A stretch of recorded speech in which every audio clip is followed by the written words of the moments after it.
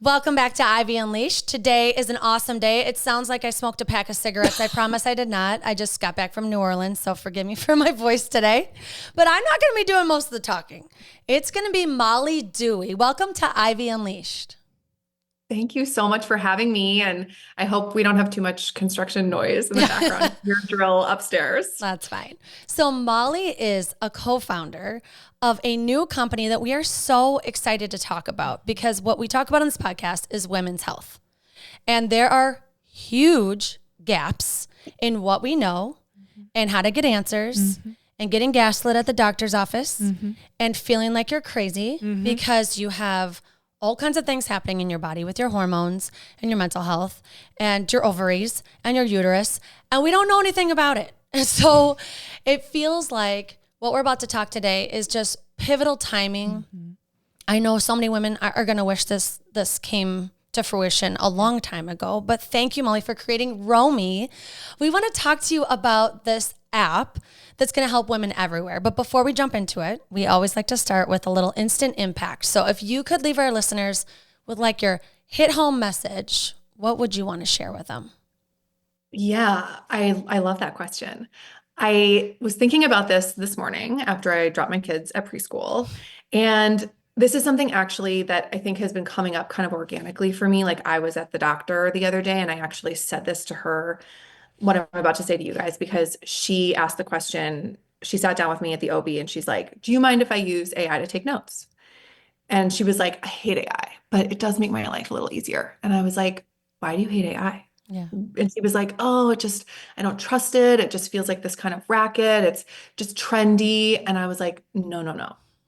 I need to tell you, especially as a woman, do not shy away from AI." And obviously, what we're building with Romy is AI, and we'll talk about that today. But I feel like the biggest takeaway I would love for anyone to get from this is for women to not be freaked out by AI. I get that there's a lot of it out there that, feels like it's changing, it's evolving so fast. It can feel really intimidating. But if we do not test it out and learn how to use it and make ourselves part of the conversation while it is evolving, we are going to get left out again. Mm. And we're not going to be considered. Our needs are not going to be considered. And it's going to be in the hands of, old white guys. And that's not what we need. We need to be part of this conversation and advocate for ourselves. And that's really what Romy does too as AI. She really allows you to advocate for yourself, be your own researcher, but she gives you the tools to do that. So that's kind of my big takeaway, I think, for today is look at the ways that AI like Romy can help you in your life and make it part of your life and take the time to learn it and have conversations with people about it. And if there are things that scare you, learn about those things because this is not going anywhere. And it's really, really important that we as women do not leave ourselves out of this conversation. I've never thought about that comparison of women's health and AI. And when you think about women's health, all of the research is not, they didn't start doing women's research until what, like years and decades and a long time. Women were not included, Brooke, in clinical studies until 1993. Yes. That's the year I was born. That's insane. And you're young. Now you think about AI and what is the research with AI? Who is in charge of AI? I mean, I watch the Today Show and they have segments on AI and it's all white, older men that are doing the talking and the research and the power behind it. So let's dive into what Romy is and how AI is integrated with her. Yes. Okay. So Romy is an AI-powered women's health companion built specifically for the conditions that medicine has kind of historically gotten wrong. Conditions like endometriosis, PCOS, which is now called PMOS, actually, PMDD, perimenopause, mast cell activation syndrome, things like that. And it combines clinically grounded health guidance and longitudinal symptom tracking, and then these actionable tools like visit prep, provider summaries, advocacy letters. She'll analyze, patterns in your symptoms and what you log and what you talk to her about. And she puts it all into this very single, private, always available companion. Essentially, we say she's kind of like your your bestie who's also a gynecologist. And she meets women where you are, whether that's in between appointments or in the middle of a symptom flare, sitting in a waiting room, trying to figure out what to ask your provider. I think we've all kind of been there. So that's really what she is. And, I think it's easy to simplify it and say, Romy is, ChatGPT for women's health. That's a really easy way to explain it. But I also want to make sure people know that she's not just a chat bot with a pink color scheme, which, I mean, she does have a great color scheme. She does. She really does. I had way too much fun with her branding, but she's really this purpose-built health platform, like this whole ecosystem with architecture designed specifically around the ways that women have been failed by the healthcare system, by health research, and also by general purpose AI. Okay. So I'm going to a doctor's office and I tell them and I have the appointment. Am I uploading the after visit summary to her, or am I able to record the entire visit and she analyzes it for me? Like, what does this actually look like for the woman post or pre-appointment? So it can look like so many different things. And this is the beauty of AI, and what has been really fun too in building this and growing this is seeing how women are using her in ways that I didn't even necessarily think about when we set out to build this. And so, yes, Brooke, to your point, whether you want to upload an after visit summary from your MyChart account, you can screenshot it, you can upload a document, and she will kind of analyze it and put those notes. And what's really cool about her is that, and I say her because I don't like it. I love it. Her. Romy's our girl. Because again, we want her to feel like your friend. She's here, she's on your team, she's on your side. She's, not a person, but we'll personify her a bit. We love her. We don't know her yet, but we love her. We're gonna get to know her. She's cool. Romy's cool. But so, yeah, you can do the whole after visit summary thing. And so every time you have a conversation with Romy, she's got this great memory if you're signed in. And sign in is completely safe, completely encrypted, completely HIPAA compliant. All your data is anonymized, so it's not something you need to worry about there. But so any conversation you have, she's storing that information. You can just, whether it's an actual after visit summary that lists all these things, all the medications you're taking, all the recommendations from your doctor, things like that, she'll log that. So even say in a MyChart after visit summary, the doctor has recommended, that you start magnesium. She will often ask, she'll say, I see that your doctor recommended magnesium. Do you want me to put a reminder push notification on your phone to take this? Wow. Yes, And you Romy, can I do. choose to opt in or opt out of that if you want. And then she'll add magnesium to your treatment plan so that the next time you go to the doctor and they're like, can you list all your supplements? I just had to do this last week. And I'm one of those people who's on like 75 supplements. And the poor woman, she's like, a nurse taking this down. She's like, spell that? What? Oh my God, it's taking forever. But it's great because I have my whole list in the Romy app. It's not like I'm forgetting anything. But so then on the pre-visit side of things, Brooke, you can, I think a lot of us go into doctor's appointments knowing something's wrong or something feels off. And then you get in there and you kind of feel on the spot, or you forget to ask certain questions, or they'll rushed. say, yes, you feel rushed, right? Unfortunately, doctor's appointments are not long enough these days, and that's not the doctor's fault. That's a bad system. But, you'll say to them, I've been having these headaches, right? Or I keep getting UTIs. I don't know what's going on. And they'll say, well, when was the last one? And you're like, I don't know.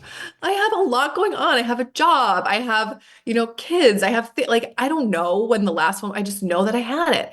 But if you are talking to Romy and, it's kind of a daily check-in thing or whatever, Romy can tell you when your last 5 headaches were or your last 3 UTIs were. And it's cool too, because then right before you go to the doctor, you can say, hey, I've got an OB appointment coming up, or I'm going to see my PCP. And she'll say, great, let's put together a prep sheet and here are all the questions to ask. Here are all the patterns I've noticed. I've noticed that you logged, a UTI in your last 3 luteal phases, or, the last 3 times you ovulated, for example. And so we can talk to your doctor about that pattern, and she'll kind of help you prepare for that appointment. So are women supposed to, like, every time they have symptoms, log it in the app? Are they Like, is this something that each week you're kind of like logging in how you feel so that they recognize these symptoms and questions to ask for the prep visit? Or how does that work in between visits? So if you want to utilize Romy to her full potential, you absolutely have that option. You can, like, for me, I like to have a log of everything. I'm a data girl through and through. I want to see everything that's going on. I want to know, exactly what day of my cycle I'm on at all times. And so before Romy, I used my Aura ring for that. And I loved checking in and, recording when my period started and checking how my sleep was. And I would record things like, last summer before when we had just started building Romy, I was going through a whole host of health issues and I knew I needed to be tracking my symptoms. And so I was doing that through the Aura app. There are people like me that love that and they want to see it all kind of in one space and sort of have their own health dashboard, so to speak. And Romy can absolutely do that. And so what that looks like is you can just literally type into her, hey, I have a headache today. And she might say, okay, how is it on a scale of 1 to 5 or whatever? Or you can just leave it at that. Or you can just go into your health chart and log a symptom. Or you can use her more like you would ChatGPT when you're just wondering about something, hey, why do I have another UTI? I feel like I just had one 2 weeks ago, or, hey, I'm curious about GLP-1s. I'm seeing them all over my Instagram and I want to know what the research is on this peptide. Is this something that might work for me? You can use her as little or as much she can be as robust of a companion, or just, your quick, instead of Googling, you're going to get a better answer from her kind of thing in your pocket. Romy's about to know way too much about me. Oh, Brooke's going to be so obsessed with Romy. She was going to report back on Romy. Please do. Which I want to too. And I think what's important is, our job, Brooke and I, is to empower women, to take better care of themselves, right? And make it as easy as possible. And this just aligns so well because I'm thinking about the more we know and understand about ourselves. I just think of us in this doctor's office because so many women, we're sitting in the waiting room, we get a little nervous, right? Because we know we're going to be rushed. We just took our kids to school, got ready, did all the things, and then we get there and then our brain's not working. So having this list of questions is going to be so helpful. But then I think about the gaslighting. I'm imagining myself there's a specific doctor Brooke and I have both seen that she really likes to minimize whatever you're talking She about. told me I should see I should go to a pain management clinic. That really threw me over the edge. Yeah. Romy would be on my side. But what I worry about is like, okay, we've got this app that we're using and I can just see medical doctors being like, oh, okay, it's another app. What are we doing? So I'm just thinking like, how do we use this for the gaslighting, right? And what comes to mind is that medical evidence that you have in Romy, right? You have all the medical studies that we can get informed about. So when someone's trying to like learn more to feel like they're more informed, they have more education in their back pocket before they go into this room and they're really intimidated by somebody, how can we use it to just educate ourselves? Because we could like Google stuff, but I'm curious, Romy seems to be filling some more gaps for women. Absolutely. So I think you touched on a couple things in that question, which is, first of all, there is this dismissal that happens a lot of times, specifically with women for whatever reason. And it really needs to be addressed. Like, we know there are studies out there, if a man and a woman show up in the emergency room at the exact same time, and they both rate their pain on a scale of 1 to 10, they both say it's an 8. Men are far more likely to get the good stuff, the Vicodin, the oxycodone, whatever it is, the real heavy hitter painkillers, than women who they're going to give Tylenol to. Because for whatever reason, women are not believed. Our pain is not taken seriously. There is just this inherent bias there. And so it was really important when we sat down and built Romy to put in what's literally called an anti-dismissal architecture, where she is going to validate what you are experiencing and what you're telling her you're feeling, first and foremost. And then she's going to really click into these condition modules that she's been built on. And so we've got, I want to say 20 or 22 conditions right now that she is literally an expert in: endometriosis, PCOS, PMDD, a number of them. And each module is essentially a clinician vetted reasoning framework specifically for those conditions. So it contains diagnostic criteria, common symptom presentations, evidence-based treatment pathways, known comorbidities, and really importantly, explicit instructions to validate rather than minimize symptoms. So if somebody, comes into Romy and they're telling her about pelvic pain or exhaustion or irregular cycles or GI symptoms, Romy isn't just pulling from a generic AI brain trained on the whole of the internet. She's actually activating a specialized clinical reasoning scaffold for the conditions that might actually fit that presentation. And that changes everything, right? Because right now, the AI, ChatGPT, Claude, Gemini, they're reasoning from the wide open internet soup. And what we're doing is reasoning from a very purpose-built playbook for women's health conditions instead of just trying to kind of auto-complete the statistically most likely answer, if that makes sense. And also we have to be really careful to not swing too far in the other direction and create an AI that over-diagnoses everything, right? Yeah. Right, because that's the fear is you Google and you are convinced you have cancer. So let's talk about that. Like Romy is going to give you more specifics because they know your whole persona and everything you've put in. Is that kind of the idea of it? Absolutely. The more you use her, the more you talk to her, the more she knows you and is tracking your patterns and gets to know your own body, right? Like this is where I think it can be tricky with generic cycle trackers, for example, right? They think everyone should be on a 28-day cycle. And in a perfect world, we all would be, but that's not really how most of our bodies work.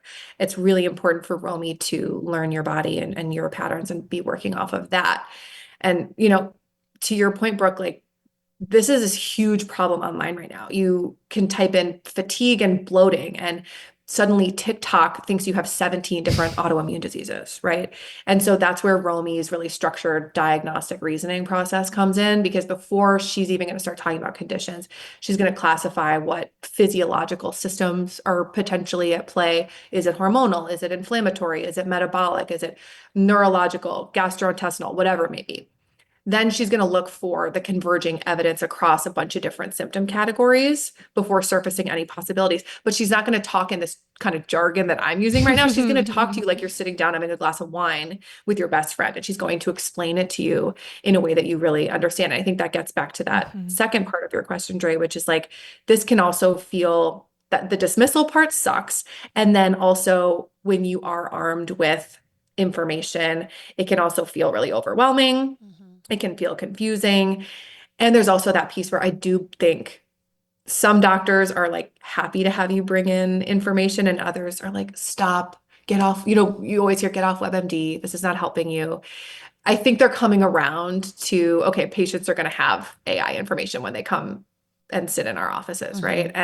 And hopefully that's part of our strategy is getting physicians and clinicians on board with Romy and feeling like, okay, at least this one's going to be beneficial. Yeah, and make this the norm that we've got educated patients coming in, they're advocating for themselves. Like this is the norm instead of an annoyance, because they do have a time constraint. But also there's two things I want to get back to. One, you said something about an advocacy form or something, which I really want to hear more about this. And two is like, there are a lot of physicians out there that want to hear from you, and they do want you to advocate for yourselves, and they will listen. They also need the information. So if you have something that has all of your supplements, your routine, where you've gone before, like it makes your appointment so much more efficient versus like, let me try and recall when my last UTI was, what my symptoms last month was. Like it almost, I think, makes the appointment more efficient. Yeah. Yeah. Ideally, absolutely, right? We want to expedite the process and we want to maximize their time if they're only going to be given 15 or 20 minutes with you. And I think it's really important to, Dre, you kind of just mentioned it before, but like Romy is not here to villainize doctors, right? Doctors are awesome. They work so hard. They have to know so much about so many things. And it's really hard in 4 years of medical school or however many years, if you're an NP or whatever. They're not going to know everything about everything. That doesn't mean they're bad or, they're subjected to a healthcare system that doesn't give them enough time with patients that they really want to. And so we're just trying to help make their jobs a little bit easier here.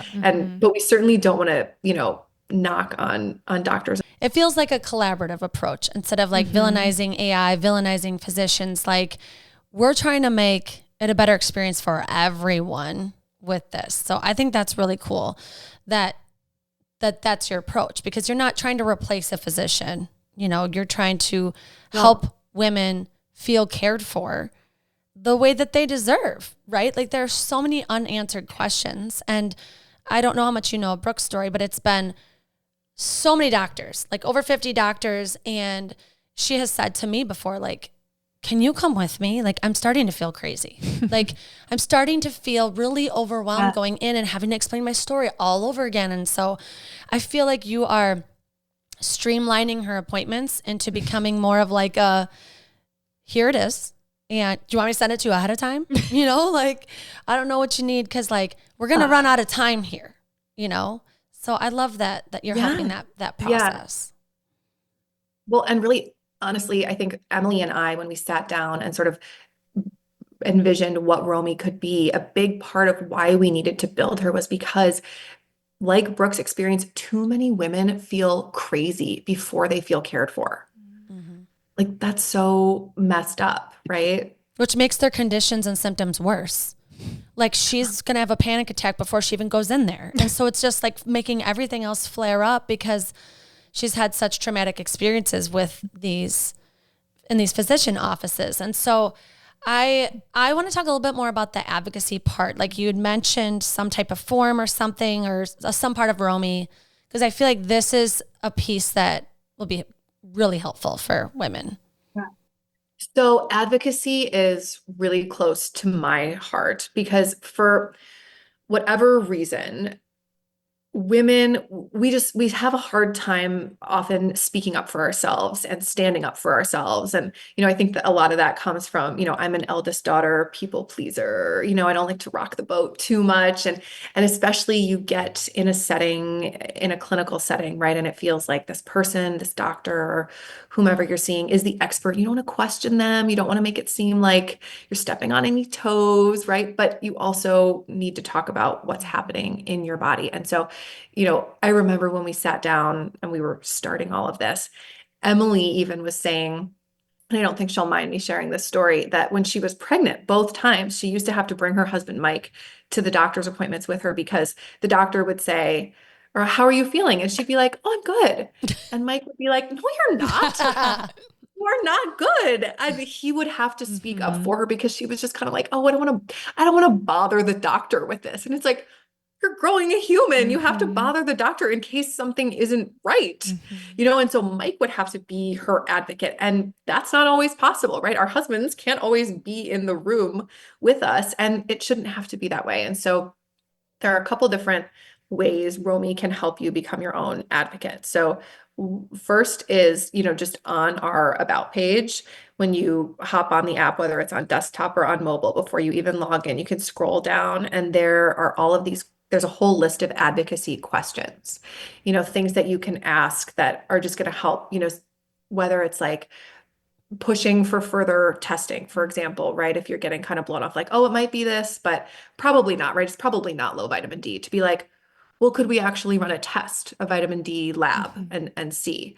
And it kind of empowers you, enables you with a list of questions you can ask and ways to push back. But then there are also, tools that provider visit prep packet we talked about earlier, where you can say, you can even let Romy know, I'm a little shy when it comes to this, or I might not be my own best advocate. Help me frame these questions in a way and give me follow-up questions if the doctor pushes back on me. Oh, that's good. How can I, right? And so she'll do that within that, prep packet that you have when you want to go in, whether it's you print it out or on your phone.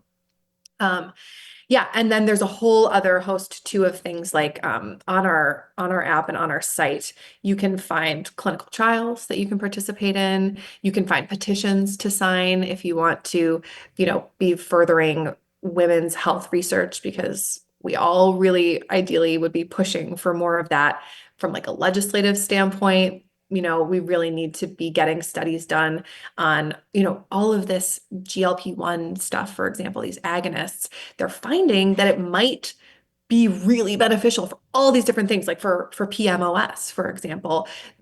anecdotally, women with PMOS are taking these peptides and it's doing really, really well. It's helping a lot of them. But we need a study on that. We can't just go off of clinical data alone. And so there are petitions out there that you can sign. And so you can advocate for others and advocate for research as well. Cool. What about community support? Yes. So that's the other thing. When we first set out to build Romy, we actually weren't in the AI space at all. AI was like maybe something down the road that we would incorporate. Initially, Emily and I had this vision of taking on Reddit, taking down Reddit from the women's health standpoint, because so Emily and I both have PMDD. We've both had it for about a decade. Can you explain what that is? Yes. PMDD is premenstrual dysphoric disorder. A lot of people like to, I think, oversimplify what it means by saying it's just really bad PMS. And in a sense, that's true. It is really bad PMS, but it's essentially a condition wherein your luteal phase, anywhere from like 7 to 14 days leading up to your period, what you have these normal sort of standard hormonal fluctuations where your estrogen goes up, your estrogen goes down, your progesterone goes up, your progesterone goes down. And for most women, it's kind of this like these little up and down, they ride the waves pretty consistently. And when you have PMDD, they're suggesting now that it's actually more of a neuroinflammatory thing in the brain, where your brain responds to those hormonal changes much stronger than the average woman. And so our dips look like this. They're really up and they're really down. You're really high and you're really low. And you essentially have the 7 to 14 day window of dysphoria before your cycle starts, or before your period starts, I should say. And so dysphoria can look really different. Like Emily's presents different than mine does. Unfortunately for me, mine is anxiety, irritability, and sometimes rage, which I've been, working over a decade now to get this under control. But I can tell your community, it is the single hardest condition. It's the single hardest thing in my life that I'm navigating every month, because if it's 14 days, that's half the month, it's half of your life. And then you have your period. So you have one good week. Correct. Yeah. Of your month. It's really hard. And it's like, it's the hardest thing on my marriage too, because like mine's irritability, it's mood swings, it's rage. I almost wish I had the kind where I would just kind of cry and get really depressed for 2 weeks. What do they recommend for that? Like what would Romy tell us? Well, so standard treatment for PMDD right now is an SSRI. Low dose, usually depends on your provider and depends on your body. Romy, if you were talking to her about PMDD right now, she would sort of say, I'm not a doctor. I can't diagnose this, but something to speak with your physician about would be experimenting with, do you want to take an SSRI every day of the month? Do you want to take it only in your luteal phase when symptoms present? There's a growing body of research that saffron may be really, really beneficial and could even replace SSRIs. For some folks, a combination of SSRIs and a birth control pill can be really helpful. I did that for a while. I had pretty adverse reactions to the birth control pill and then started having babies, so I didn't need it anymore. But yeah, and then you can kind of go down the rabbit hole of more holistic or functional medicine treatments, things like acupuncture, supplementing with things like with magnesium, L-theanine can be really helpful. I could talk about supplements all day. Yeah. But yeah, so I'm trying to remember the community support. How we get on the PMDD topic. Oh yeah. But before you go into the community support, I just want to say the fact that I don't know what PMDD is as a woman who is friends with a lot of women just shows like how, and I'm in the health and wellness field. It just shows how like women's health, it's not at the forefront of what I even know. Right. I just think it's so, I just love this conversation so much, because I feel like there's so much to understand about what women are going through in order for us to have more compassion for them, in order for us to understand if they say they're in pain and they should get the hard stuff too. It's like I'm in that same wheelhouse of not knowing these things that are so important. And I think the reason that a lot of us don't know is there are multiple reasons for that, right? But I do think there's still a bit of a stigma around talking about our health and our bodies, and God forbid, saying the word vagina out loud Or and talking period. about problems with our vaginas or our ovaries or our uterus or whatever. And we've all got them, and we're all kind of silently suffering. And that's why I think so many women have turned to spaces like Reddit, which has been incredible. Like whether it's for PMDD over the last decade of my life, I'm for a long time have been like a Reddit troll where I don't Mm, comment myself, but I pour through the threads.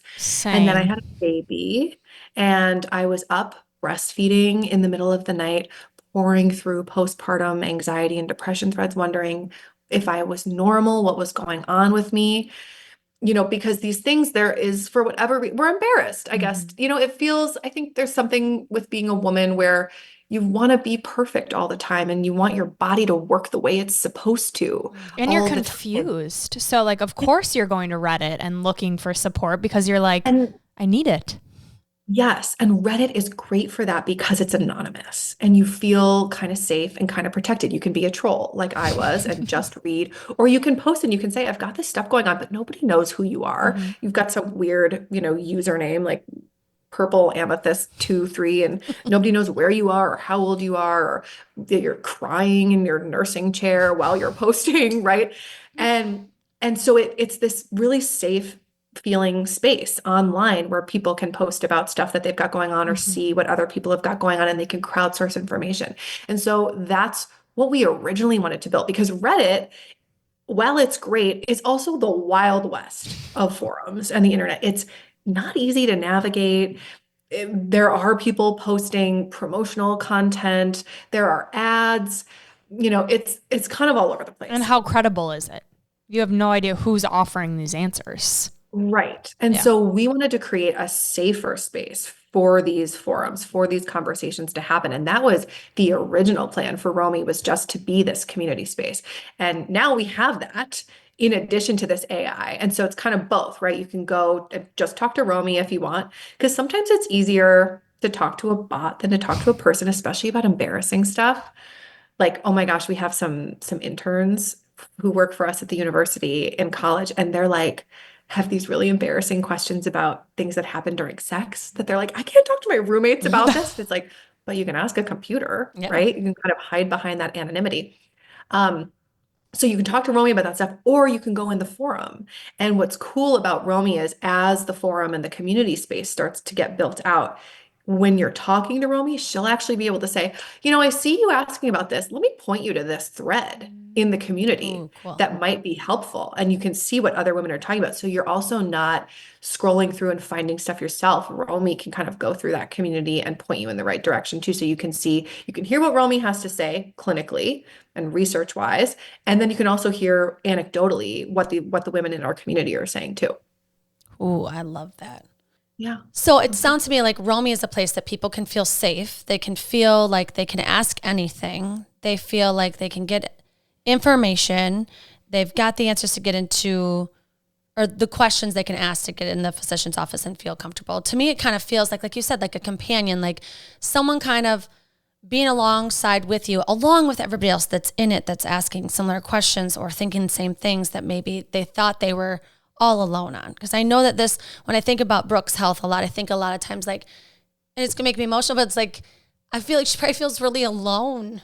Like it's so isolating when you're having all these health issues and nobody else around you is having them. And so I want to Yeah. talk about that piece of like helping people feel less isolated in this journey. So how big of a piece of the puzzle is that with you Oh, creating Romy? yeah. I mean, whether it's chronic illness, autoimmune stuff, or just kind of more common, issues with the reproductive system that we deal with, but they don't necessarily feel common.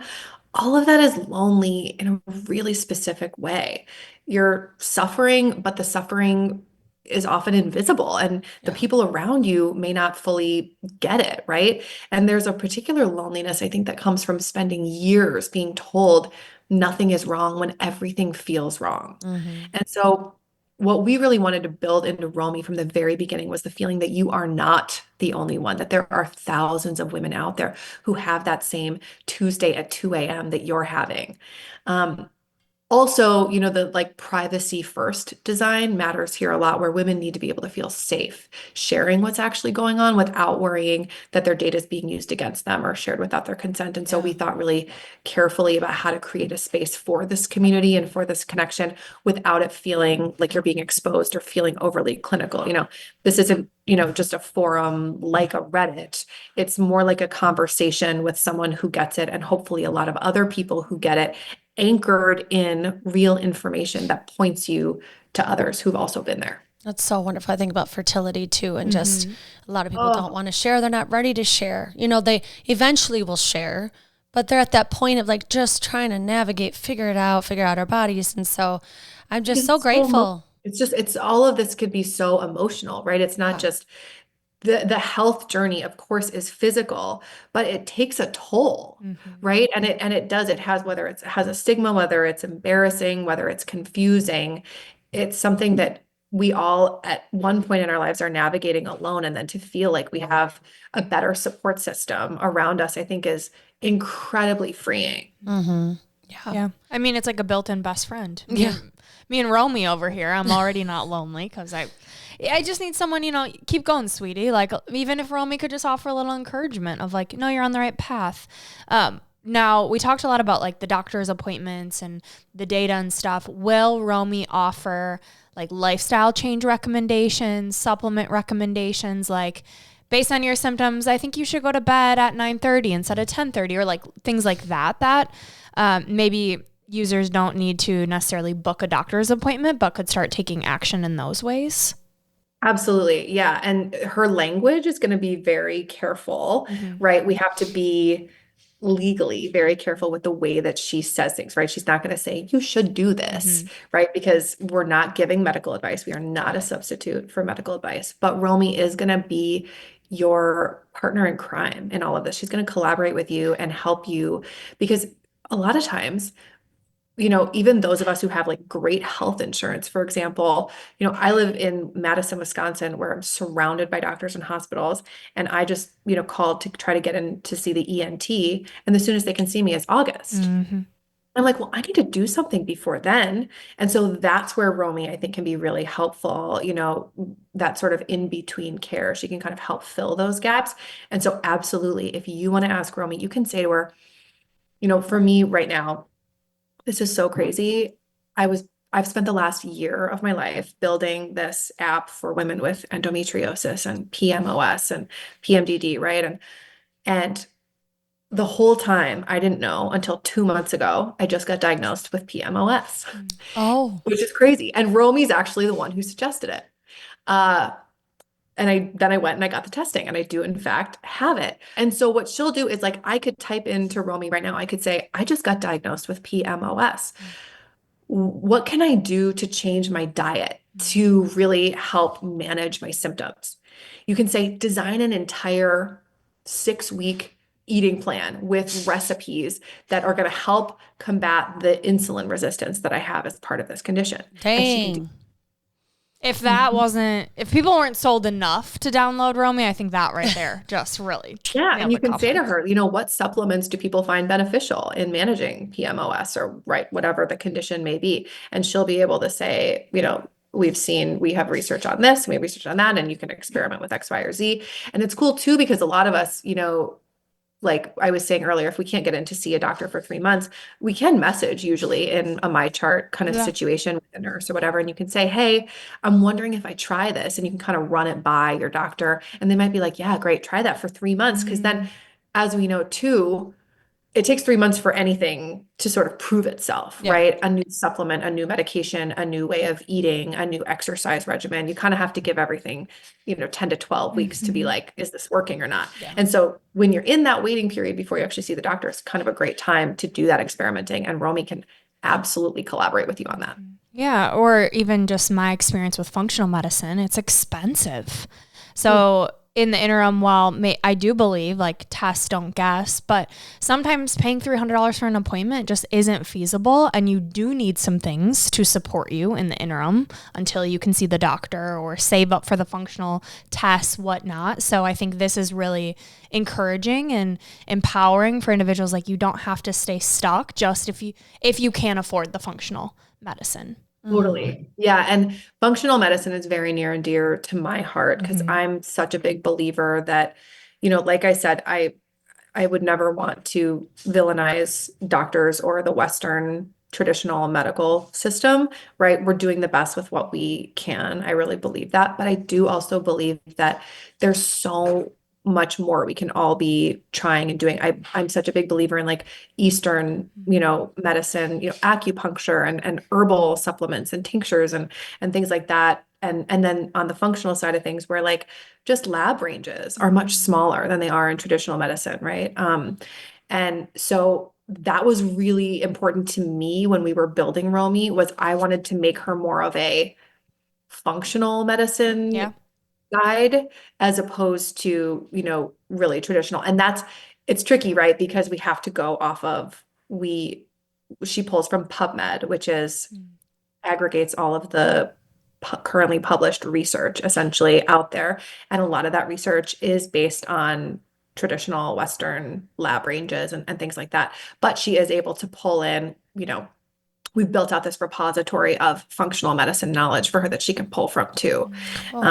Which I really appreciate, because then ideally you're getting kind of this whole picture answer from her, as opposed to just something you're going to get on WebMD or something you're going to get from a more traditional chatbot. Wow. I'm so glad you called that out, because that's just what we're looking for. I love it. It feels like a full picture of health. It feels like the full answer, because it's not one versus the other. It's not Eastern versus Western, right? It's like, how do we take all the information that we have that's healed people in different ways, bring it together? So I'm just so grateful and excited for Romy to see what she can do, in our lives.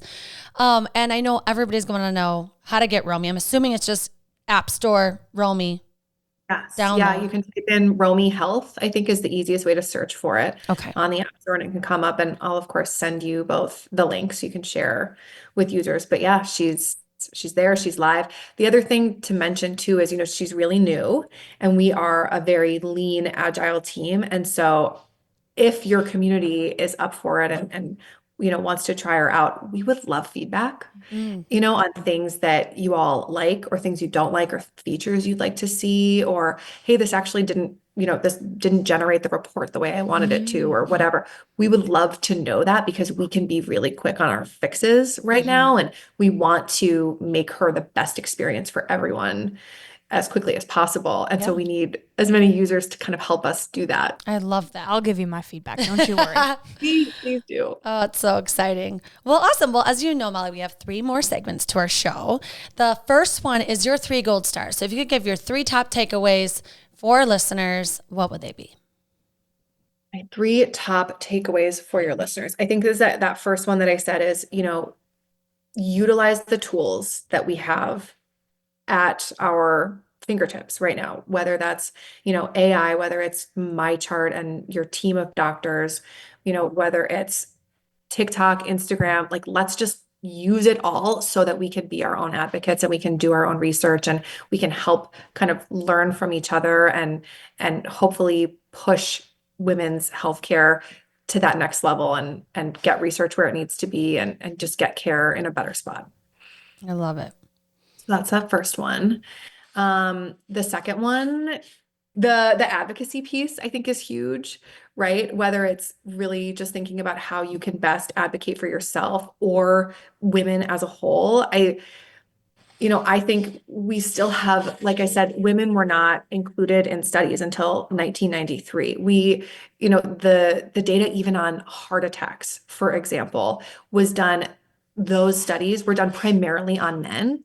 And so symptoms of women having a heart attack are way harder to recognize because they were not part of the study, or only a few of them were. So like even just generic, conditions that affect both men and women, women's bodies just are not being studied the way that they need to. And so getting out there and paying attention to that legislation and to the research that may or may not be happening, I think is so important. And, being part of that conversation and pushing for change there is huge. Yeah, for sure. I love it. Okay. My question for our next segment, Unleashing Ivy, is so someone starts downloading her right away, right now. You're using her for the first time. What advice would you give that user? Like, where do they start with her? That's a great question. So like I said earlier, I mean, you can kind of decide how you want to use her. Do you want to be a Romy power user? And do you want her to be your pocket bestie who knows everything about you and your body and your health? Or do you want her to just be somebody who can answer questions for you kind of on the fly as things come up? So if it's the latter, that's great. You just pop in and use her whenever you want. Ask your questions, ask Jeeves. That's such an old reference. Oh my God. Oh my God. We were just talking about this. Funny. So you can use her like that, and that's really easy. But if you really want her to like kind of replace your Aura ring, right? Or be your whole dashboard and see all your health in one place, I think it's great to sit down with, a glass of wine or whatever, and just start talking to her and be like, hey, this is who I am. This is what I've been dealing with. Here's what I've tried. Here's what's worked. Here's what hasn't worked. And she will start asking questions back to you. She'll ask what supplements you're on, what medications you're on, how many hours you sleep a night, what kind of activity you do physically, anything. And you can just go back and forth and have that conversation with her, and she will just build out everything. And all of a sudden you'll check your health log and you'll be like, oh my God, it's all here. So will she save... Like I'm thinking like ChatGPT, like when I type, it recognizes and it remembers these supplements or these things I've talked about in the past, but does Romy keep it in like a separate doc, or is it then I save it from her and have to like store it somewhere else? And does that make sense? You've got a whole dashboard that you could go to within her. So if I pull her up right now, let's see if I could even just show you this. So on the left side here, we've got this health button, and it's essentially this whole health profile here where she's got everything about you. This is like your dashboard of your whole body. She's got your sleep, your cycle, your mental symptoms, your regular symptoms, treatments you're on, nutrition, activity. You can record intimacy. You can put your vitals in there. She has a whole section called worth noting. For me, it's the ritual magnesium bisglycinate that I'm taking might actually be worsening my pelvic pain. Like, she wants me to know that. Right? Then she has a section for suggestions. She says things like log a few more sleep entries so that I can better detect your trends. She's also got a health heat map. She's got your cycle here. She's got the check-ins that you've set up for push notifications, what she's checking in on.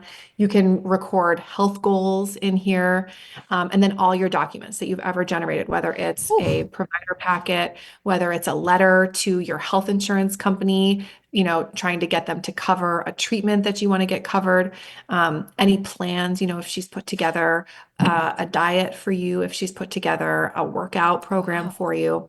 This is she's also got your full health symptom profile here as well. So it's all just here. She's got insights, recent activity, it's all in one spot. All in there. Oh my and God, does she sync with Aura or So Apple right now, Watch? We are not synced with the Aura API, but we are working on that partnership. Cool. Love it. Ooh, I have a feeling they're going to be besties. Is Romy free? Yes, Romy's free. Wait, what? I'm like, how do I budget $100 a month for this? Completely free to Molly, the user. This is insane in the best way possible. It's too important. Women need this too much. We cannot limit her access to the people that can afford it. I am obsessed. You're an angel. Because again, going back to how expensive getting healthy and being healthy and staying up to date is, like, that is the biggest financial or the biggest stressor for me is the financial piece. So you're doing the Lord's work. I appreciate it. I love it. Okay. My Unleashing Ivy question is going to take a little bit of a left turn just to get to know you a little bit better, because our listeners don't know you well in your personal life. And I know that you have a great marriage and two adorable children and a wonderful family. And a fitness routine and you guys travel. Like you have a lot going on. And now I just learned more about your health and what you're managing. And so I want to know, what are maybe your 3 non-negotiables? It could be literally anything that helps you thrive and be able to like manage and carry all that you carry. Good question. Such a good question. My non-negotiables are sleep. I really cannot overstate the importance of at least 7, ideally 8 hours of sleep a night, even if it means I get my kids to bed and there's no time left in the night. I just gotta get to bed. It's not the most fun or glamorous thing, but my symptoms across the board, whether it's PMDD, whether it's PMOS, whether it's my cortisol spiking, all of it, even the way that I eat throughout the day is completely determined by how I sleep at night. Yep. And so that's absolutely my first non-negotiable. My second is really nutrition and just being mindful. I don't want to be one of those people that's no fun, right? And it's just like, oh, I can't eat that. I can't have this. I don't do sugar. I don't do gluten, whatever. But I do know how crappy food makes me feel crappy. Yeah. And it You're more affects fun if you have the healthy food. Right? Yes. Yes, you really are. You think more clearly. You just feel better. You don't feel so sluggish. Your clothes fit better. You look better. When you look good, you feel good. Your skin looks better. The nutrition thing, I've gone through periods over the last few years where it's just felt really hard to manage. Right after having a baby, it can just feel overwhelming to be cooking for yourself or whatever. But finding the things that work, like right now, I know that the way that my insulin resistance works is if I don't get protein first thing in the morning, my whole day is kind of thrown off, and it's really important for me to do that. But I'm getting 2 little ones out the door first thing in the morning. And so I found these bars called Prime bars that's got 20 grams of protein, and I throw 2 scoops of Vital Proteins in my coffee. And between those 2 things, which take 3 seconds, I've got my protein and I'm good. Is it a whole food? No, right? I don't have time to sit down and eat 3 eggs and chicken sausage and an English muffin and fruit first thing in the morning. That would be great, but that's not going to cut it. So also identifying, while nutrition is super, super important, understanding, finding the things that work for you with your lifestyle. And if you need to cut corners a little bit here and there, that's okay. We can't be perfect all the time. Right. But trying, as much as possible to whether it's getting the protein or whether, getting a lot of fiber is going to be really helpful, or not, for me, I had to cut out caffeine 1.5 years ago, and I just switched to decaf. That's okay. Yeah. Are you still caffeine free? I am. That's impressive. Wow. Maybe Romy will convince me to finally give up my caffeine addiction. We're close. We're getting there. Okay. And your third? Okay. And my third, so I said sleep and diet, and my third is prioritize having fun. It's good. It is so easy, working in anyone's line of work, in anyone's day-to-day lives, right? You turn on the news, you look at your social media, you look at what's happening in the world, or you look at the bad stuff that is happening in AI, right? There's a lot of it that's really scary. People are doing scary things with AI, or, we're all being poisoned by microplastics and blah, blah. You could really be super depressed all the time if you wanted. And you could also really look at life as kind of a slog. Having toddlers is not for the faint of heart, right? I could be really stressed out all the time. And aren't they a year apart too? Yeah, they are. They're very close in age, which I love. I wouldn't have it. They're besties. Yeah. But now they're ganging up on me. As toddlers. Also, fun fact about Molly, we'll get back to this fun thing. You and your husband have the same exact birthday. Actually, he's New Year's Eve and I'm New Year's Day. Okay. I knew it was something like that. That's so fun. Okay. Fun facts. Okay. Back to fun. Yes. But so really, I always say the secret to things going well in my life, or me looking like I have it all together or whatever, because people will say oh, how do you do it? Whatever. And it's I'm just having more fun than you are. And I'm making it a priority, because fun is not always easy. What do you do for fun? Are you guys best friends? You guys should hang out. Brooke is so obsessed with sleep. She is so determined to have her food on point so she doesn't feel like crap. And all we try and do is have more fun, just trying to have more fun. I feel like you guys are like, no, I mean, I love these things too, but I feel like you guys are like besties. We're very simpatico. Yes. No, bro. What do you do for fun? Well, like for us, it's really fun to travel with our kids. And as I'm sure you can imagine, getting ready to travel with kids and traveling with kids, not easy. Yeah. But you got to do the work. You got to pack the bags and pack the baby monitor and the sound machine and the, million changes of clothes and the diapers and all of that, or the pull-ups or whatever, and get them on a plane. And, my whole philosophy now on the plane thing is, like if you don't have noise canceling earphones in 2026, that is your problem, not mine. Amen. Like we're just doing it. We're going to get through the flight and we're going to get to where we're going and we're going to have a blast. Like my kids love to explore the world, and Carl and I love to explore the world. And, we love, like, our favorite thing is going out to breakfast on the weekends, getting up and hitting a new breakfast place and finding the best pancakes in town. Or there's this place called the Jet Room on the east side of Madison that is a breakfast spot attached to the private airport. And they've got floor to ceiling glass windows. You could sit and eat your pancakes and drink your coffee while you watch planes come in and land and take off. Very and cool. River, my son, is like pressed up against the glass the whole time. I'm like, eat your pancakes. But like, we just try to do fun things like that, or, making time, like realistic. I don't have time to do a lot of the things that I do, but you have to make the time. Like I love to play tennis. I love to go, out for a drink with girlfriends and, you just got to make it happen. And I'm lucky too that I have a partner who likes to also have fun and knows that I'm more fun if I'm having fun. And so he'll hang out with the kids, or, and you guys also prioritize outdoor activities, which I think really helps with your mental health. Like I saw you post something about Carl, just like letting them get in the mud and splash in the rain. And like, you guys take them skiing, and like, you're doing a lot of things I think that are active and with your kids, but you're also outside a lot, which I think probably plays into being able to have fun and have a better mental health for your whole family. I mean, I think we all know, this, I can't even believe this is emerging research, but I think we've all known for a long time, sunlight just makes us feel better, right? It's like they say, wake up in the morning and reset your circadian rhythm with 5 minutes of actual daylight. It doesn't even have to be sunny out, but you don't get the same effect from, standing in your house through a window or driving in your car. You have to actually be outside.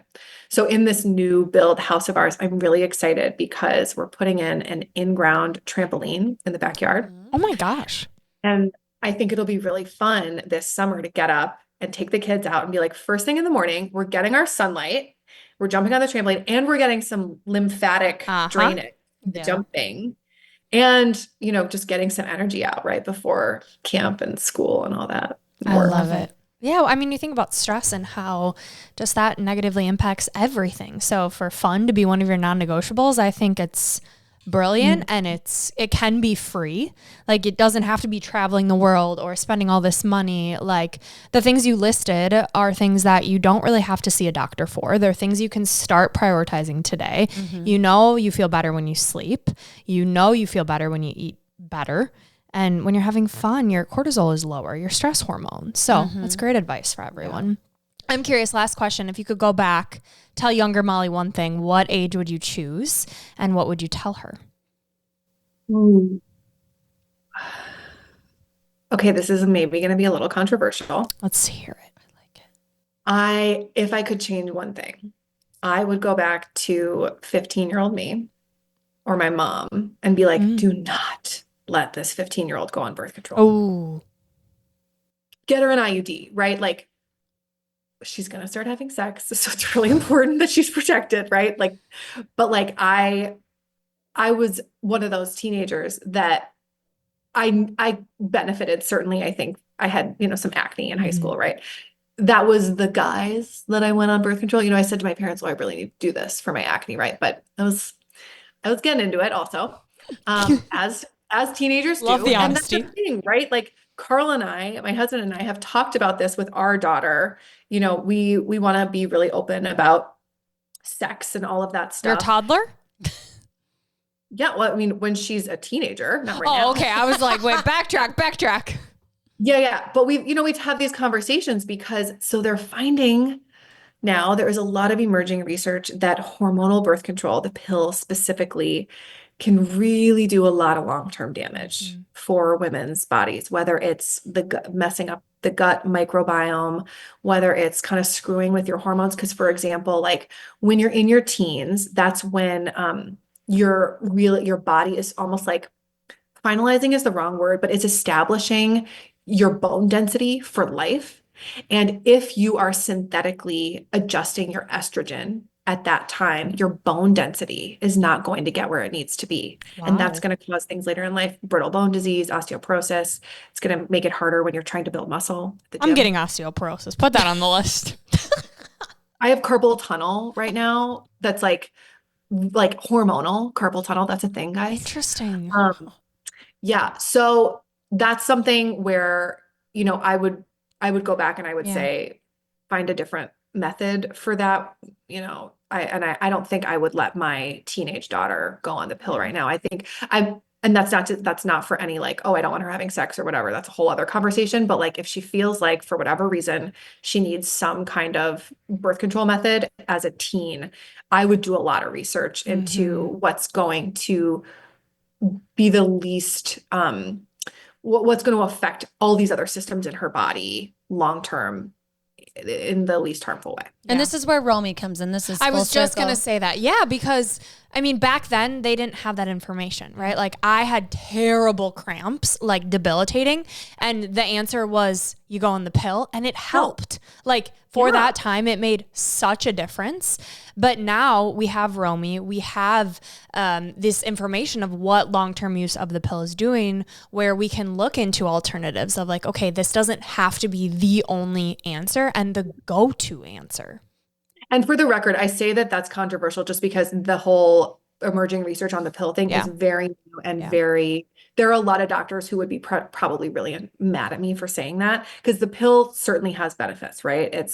It can be great in certain situations and for certain people, but that's where I get a little more like, I think some people would probably categorize my personal approach to health and wellness as more on the woo-woo side or the functional side. But, because like Romy probably would, give you the latest research on the pill, which is that it's really safe. It's really effective. And like you said too, like you're also focusing on, let's create this norm of changing legislation so we can have more studies. And I feel like Romy is part of that puzzle of like, let's have more support on what we don't know, what we're trying to find out. What kind of studies do we need more of so that we have that information?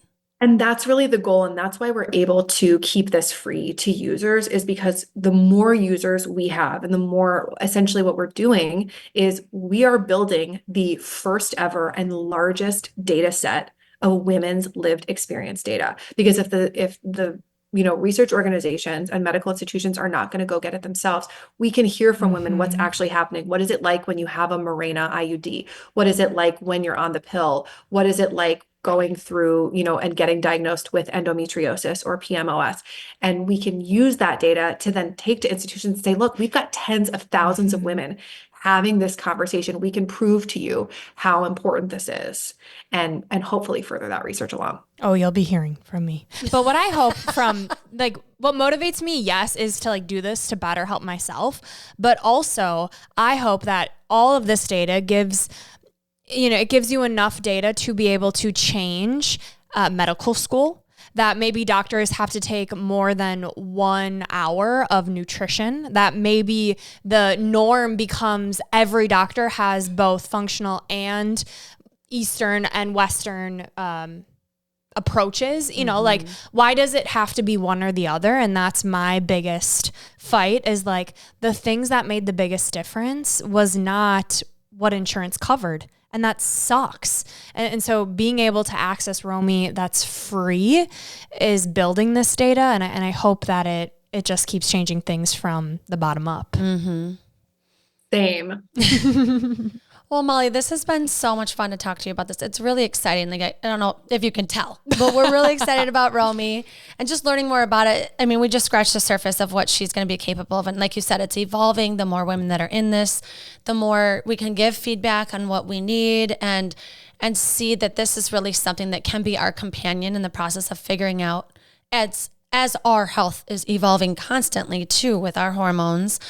having this person along the ride. I'm just so grateful that you and Emily have, jumped into this pool of AI because we need you. And I love that you said like women need to be a part of the AI boom so that we're not left behind again. And I'm so happy that you said that and grateful that you're doing this work. And we're so happy to support it and excited for our listeners. So thank you so much. Thank you so much. It's so fun to talk to people who are equally passionate about this and so supportive. It really means so much to me. Yeah, absolutely. Okay, so we leave every episode with a quote, something we call a piece of gold. Would you please sign us off today with your gold? Yes, with my gold. Okay. My quote would be, for the first time in history, we have AI that gives us the ability to actually synthesize years of symptoms, cycles, labs, treatments, and patterns at scale, which is especially important in women's health, where patients are often dismissed as overly complex. And now is the time to take advantage of this. This is Gold Ivy signing off. Listen to your truth and go chase your Romy. Hey! Oh, that was so fun. Molly, I cannot believe this is free. Yeah. Like, what? Right? Well, Tell me more. Yeah, it's totally free.